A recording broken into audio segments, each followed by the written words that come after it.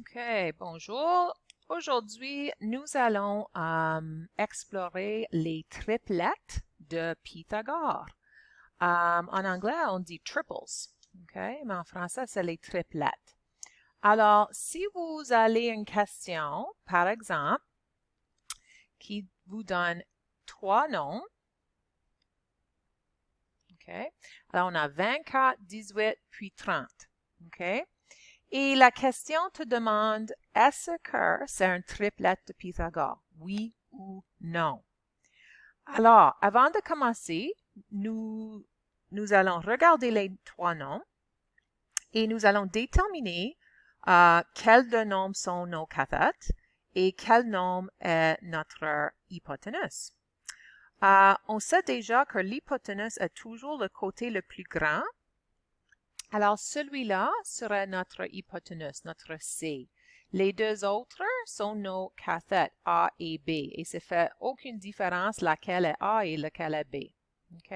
Mais le nombre le plus grand est toujours votre hypoténuse, votre C. Alors, on va utiliser le théorème de Pythagore, la formule A au carré plus B au carré égale C au carré. Et on va mettre ces 3 nombres dans la formule. Alors, notre A, on a déterminé est 24. Alors, je vais écrire 24 au carré. Notre B est 18. Là, on va écrire 18 au carré. Et notre C est le 30. Alors, on va écrire 30 au carré. Alors, dans ces types de questions, vous ne cherchez pas la longueur de côté. C'est déjà donné. On juste écrit, on place les nombres dans la formule pour regarder si ça fonctionne ou non. Alors, 24 au carré, 24 fois 24 me donne 576. Excuse-moi. 18 au carré est 324, puis 30 au carré est 900. Alors, on doit additionner ces deux nombres pour voir si c'est égal 900. Et oui, si on additionne les nombres, ça nous donne 900. Alors oui, ça c'est un triplet de Pythagore. Ça fonctionne. Je vais vous donner un autre exemple.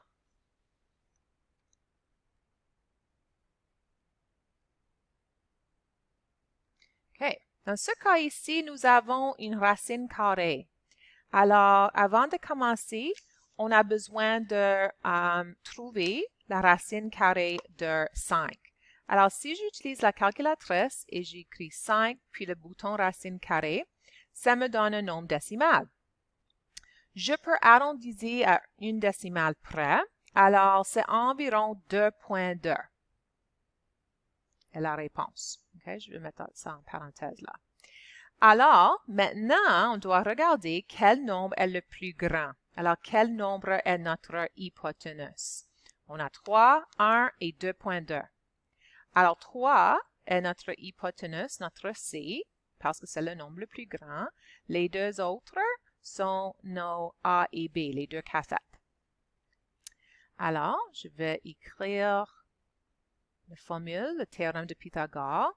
J'ai déterminé que le A, tu peux renverser le A et le B, ça ne fait pas de différence, mais dans ce cas ici, j'ai dit que le A, c'est 1, alors c'est 1 au carré.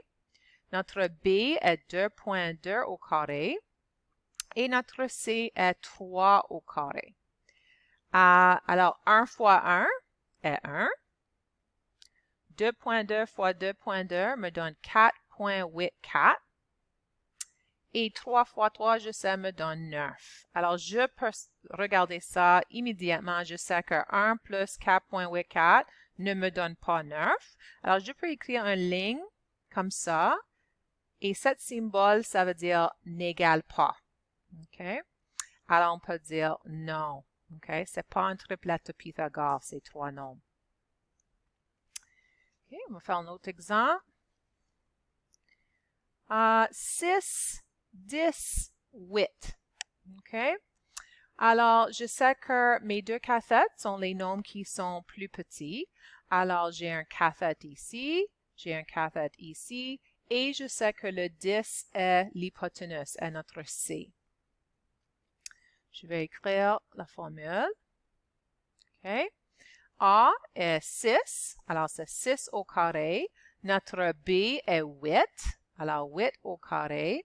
Et le C est 10. Alors, je vais mettre tous les trois nombres au carré. 6 fois 6 est 36. 8 fois 8 est 64. Et 10 fois 10 est 100. Est-ce que 36 plus 64 égale 100? Oui. Alors, oui, ces trois nombres est un triplet de Pythagore.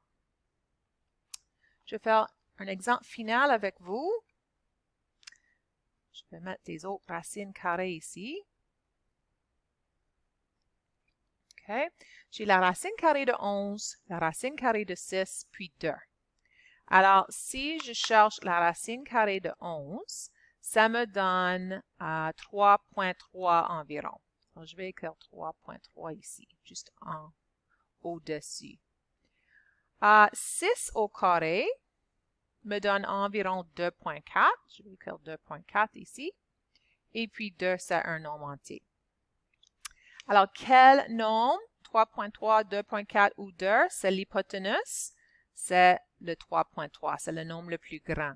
Les deux autres seraient le A et le B, les deux cathètes. Là, encore une fois, je vais écrire la formule. Le A, c'est 2.4 au carré. Notre B est 2 au carré. Et le C est 3.3 au carré.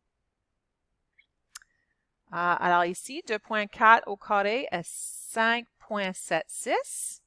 2 au carré, je sais, est 4, 2 fois 2. Et 3.3 fois 3.3 est 10.89. Si je additionne ces deux nombres, ça me donne 9.76. Alors non, ce n'égale pas. Alors ces trois nombres ne sont pas partie d'un triplet de Pythagore. Alors, c'est ça comment on détermine si trois nombres sont un triplet de Pythagore, s'ils satisfait la formule. Bonne journée tout le monde!